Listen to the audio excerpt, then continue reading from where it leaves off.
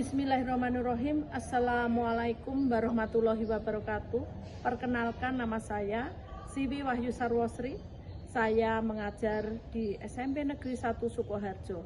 Saya sebagai mahasiswa PPG dalam jabatan di Universitas Widya Dharma Klaten, kategori 1 Angkatan 2 tahun 2023 dengan program studi Pendidikan Bahasa Indonesia dengan nomor induk mahasiswa 23080904454.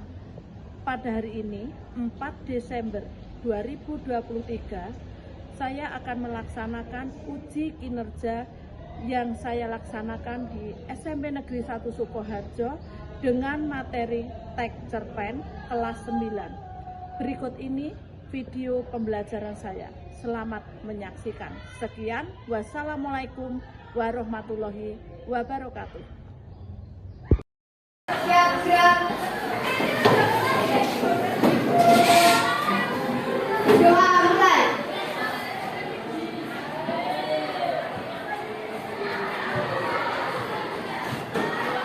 Doa selesai. Bismillahirrahmanirrahim. Assalamualaikum warahmatullahi wabarakatuh.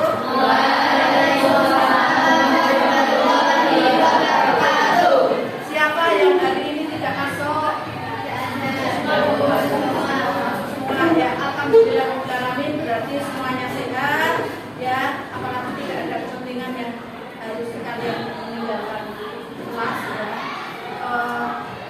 Semoga kalian sehat selalu ya, dan bahagia selalu ketemu dengan teman kalian dan guru kalian. Pada hari ini di sini akan melanjutkan materi baru, yaitu tentang cerpen. Tapi sebelum melanjutkan materi ini, mari kita melakukan SBK dulu dengan tujuan kalian agar fokus pada pembelajaran atau materi yang akan saya sampaikan. Mari kita mulai.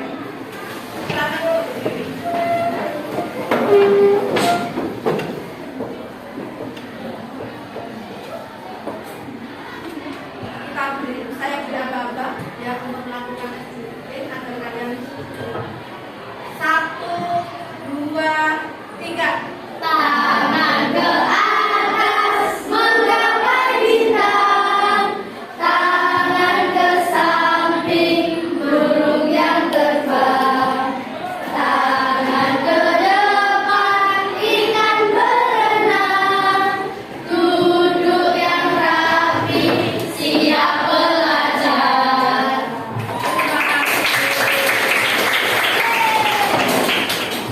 Kalian sudah melakukan SBK, yang intinya kalian harus lebih fokus pada materi saya nanti, dan di situ tadi sudah ada kata bahwa kalian sudah siap untuk mengikuti belajar pada hari ini.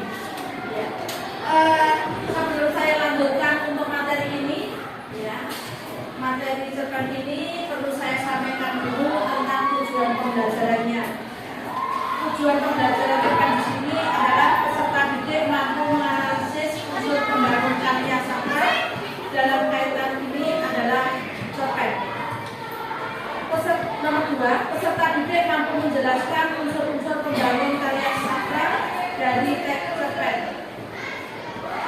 Yang ketiga, peserta didik mampu menyampaikan secara lisan unsur-unsur pembangun karya sastra dalam teks cerpen. Sekarang begini, sebelum kalian melanjutkan materi ini dulu, ya, saya ingin tanya tentang cerpen. Saya akan memberi pertanyaan kepada kalian, bagi yang bisa acuhkan jari. Apa yang dimaksud cerpen? Siapa tahu? Ya. Cerpen adalah prosa fiksi yang menceritakan tentang suatu peristiwa yang dialami oleh tokoh utama. Ya, betul. Barangkali ada jawaban lagi untuk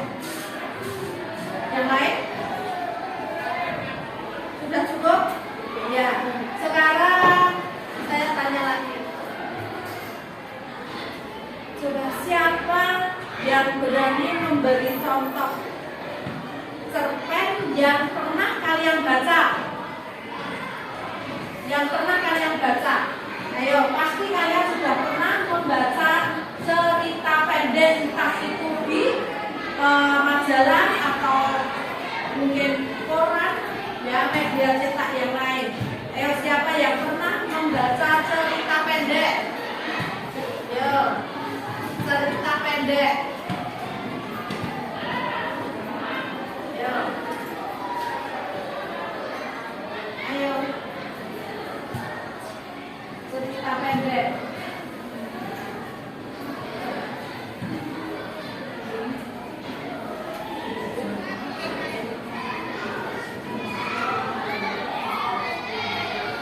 Siapa yang pernah membaca cerita pendek?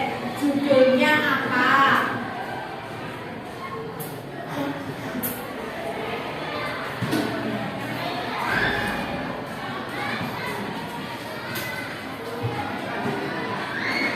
Siapa tahu? Siapa pernah membaca cerita pendek?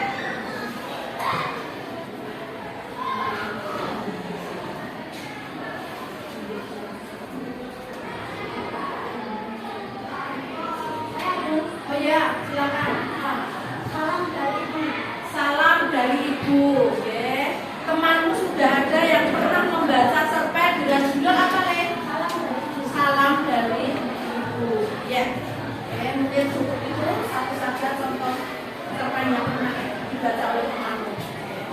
Terus sekarang saya tanya lagi, siapa yang tahu unsur pembangun di dalam area sekolah kaitannya unsurnya apa? Siapa yang bisa tunjuk jari?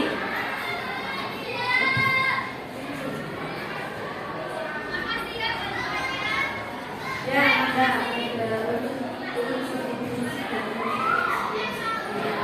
dua, yaitu unsur intuisi dan ekspresi.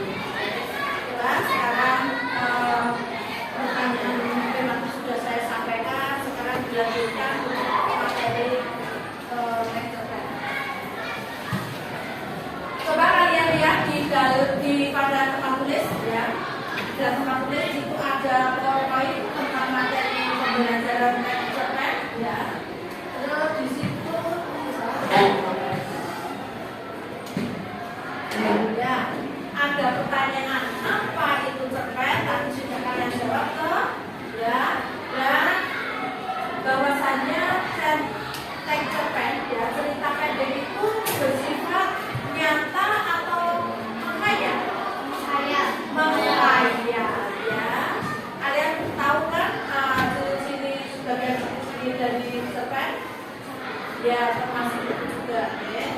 Terus ini, ya, kalian lihat di papan tulis, cerpen adalah sebuah cerita yang tidak benar-benar terjadi atau menghayal, ya, pada dunia nyata, dan ceritanya singkat dan padat, ya, maka disebut dengan cerita pendek. Ceritanya itu tidak boleh panjang, ya. Bahwa cerita pendek itu cerita yang tidak nyata dan singkat padat. Di situ ada ciri-ciri cerpen. Coba kamu baca yang paling pojok. Sifatnya, ciri-cirinya bagaimana? Satu, Bersifat fiktif atau biasa. ya. Dua, Nancy, Susun tidak lebih dari iya. Terus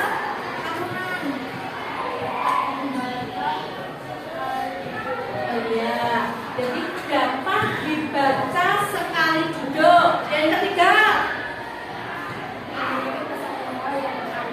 ya, memiliki pesan moral yang terkandung. Coba kalian lihat dari ciri-ciri cerpen di papan tulis, ya. Yang pertama bersifat fiktif atau kiasan. Kalau di situ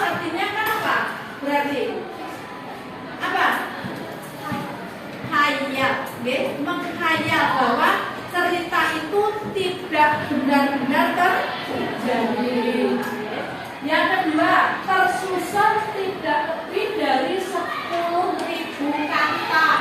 Ya, kalau tidak punya alat ya berarti kamu harus menghitung.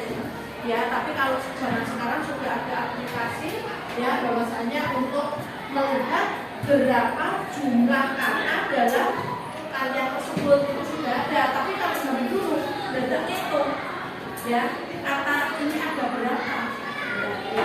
Ya. Terus yang ketiga dapat dibaca sekali duduk.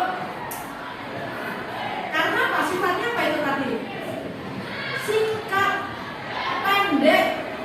Biasanya kalau kalian tuh membaca novel ya perbandingan seperti novel ya kemungkinan kamu baca itu tidak selesai dalam satu waktu. Kadang kalau kamu lanjutkan nanti karena memang kaitannya dengan waktu mungkin dengan kelelahan secara fisik kalian semuanya. Gitu deh. Terus yang keempat memiliki pesan moral yang terkandung. Kalau sudah bisa disebut bahwasanya suatu cerita itu mempunyai amalan atau terhadap bagi pembaca. Pesan moral di situ biasanya kalau pesan moral ini apa toh? Kalau pesan moral itu di dalam cerita itu sifatnya itu yang bagus-bagus apa yang jelek-jelek? Bagus. Karena apa?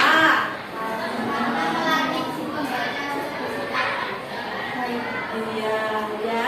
Karena yang dibaca itu kemungkinan kan secara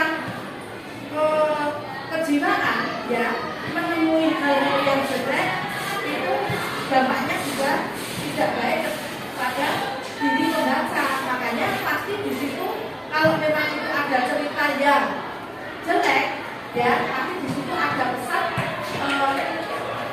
melakukanlah hal yang baik-baik. Kalau dalam cerita itu contohnya si anak itu mempunyai sifat sombong ya, suka mencuri contohnya ya, itu ceritanya seperti itu.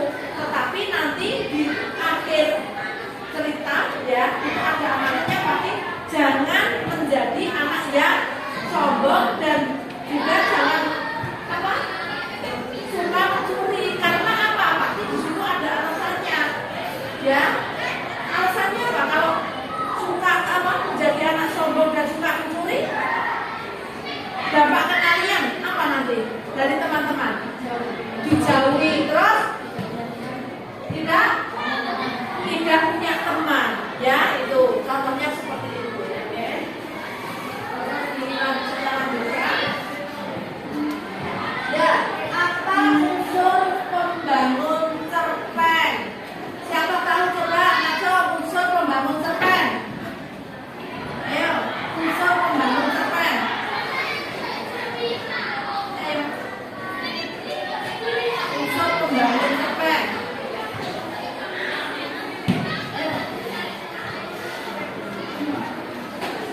Ayo, unsur pembangun cerpen. Siapa yang tahu? Barangkali ada yang tahu ngatur? Ayo, nggak usah malu, semangat.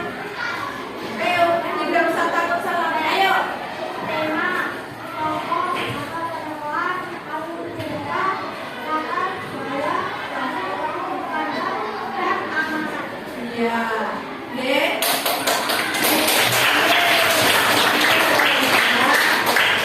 Saya yakin kalian itu banyak yang tahu ya. Tahu jawabannya, tapi kalian tidak berani untuk mengutarakan pendapatmu. Tidak apa-apa, lebih baik mencoba ya, mencoba berpendapat ya, karena di sini menganggap kalian itu tidak mungkin akan salah. Karena apa? Apa yang kalian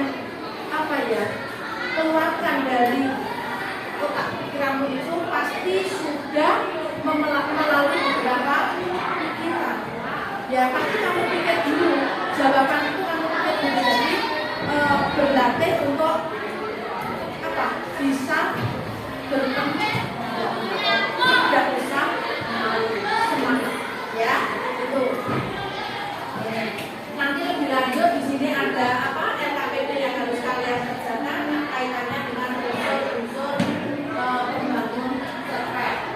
Ya. Saya lanjutkan ya. Di sini ada unsur intrinsik cerpen. Ada unsur intrinsik cerpen. Yo, siapa yang tahu apa saja yang termasuk unsur intrinsik cerpen?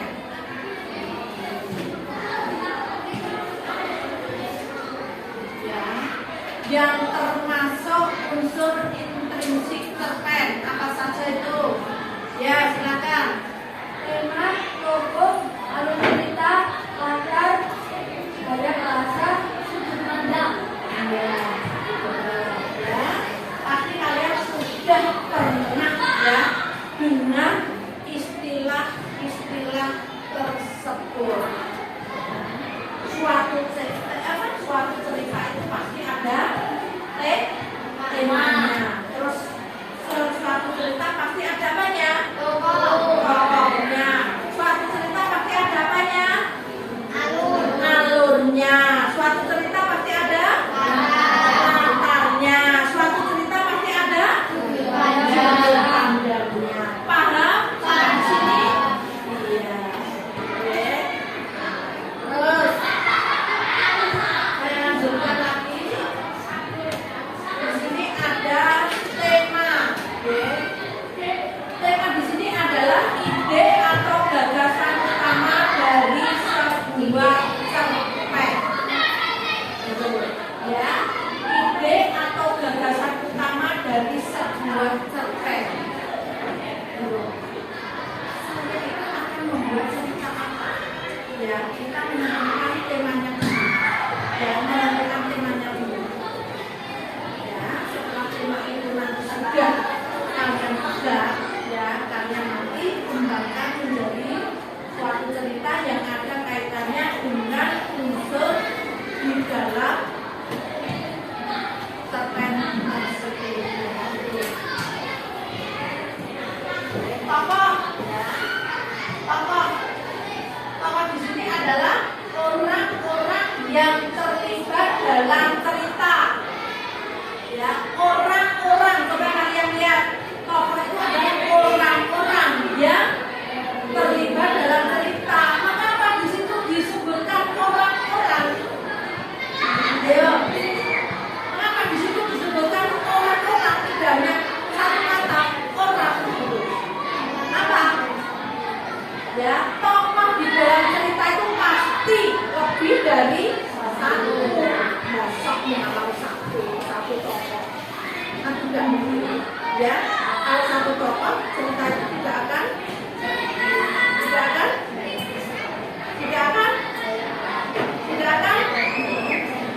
terjadi, tidak akan hidup dalam ceritanya. Ya, gitu. Terus saya lanjutkan lagi.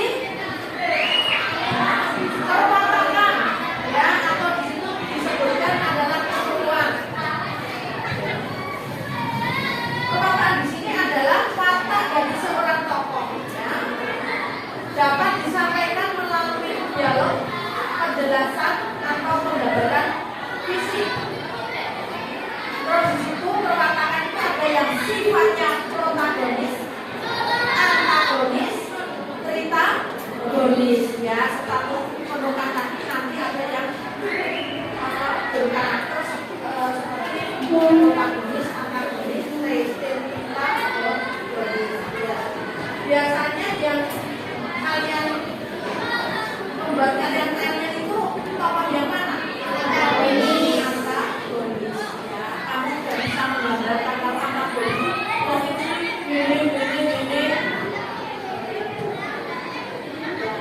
Di sini ada alur atau plot, ya. Alur adalah jalan cerita yang akan dikembangkan menjadi sebuah cerita, ya.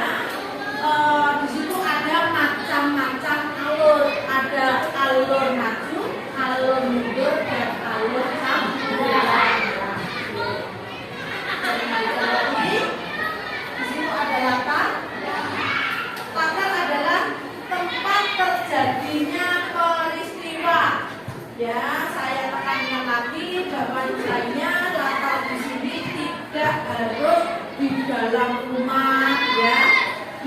depan rumah itu tidak ya. Tetapi di sini ya letak di sini di mana cerita itu ya menunjukkan suatu tempat, entah itu di bawah pohon ya, entah itu di halaman sekolah, entah itu di dashboard, pokoknya itu yang menunjukkan suatu tempat. Setting ya, adalah gambaran atau suasana tentang peristiwa, itu setting ya. Terus nih yang selanjutnya adalah sudut pandang. Coba kalian perhatikan di papan tulis ya, dengan poin yang ada ya, bahwasannya sudut pandang di situ adalah strategi yang digunakan oleh penulis cerpen untuk menceritakan suatu kejadian. Kaitannya dengan kata ganti orang. Orang pertama kata ganti saya, aku, kami, ya. Orang kedua kamu, orang ketiga contohnya kata ganti dia atau mereka. Ya, hanya di sini besar bahwasanya kaitannya dengan sudut pandang kamu harus memahami kata ganti orang. Ya, itu pasti nanti ada di dalam satu cerita. Ya, itu ada satu ya. Terus yang ini selanjutnya ada amanat. Ya, ada amanat. Amanat di sini adalah pesan moral yang terdapat dalam cerita yang bisa dipetik oleh pembacanya. Ya, tadi sudah saya singgung sedikit tentang amanat yang terjadi atau yang berada di dalam suatu cerita.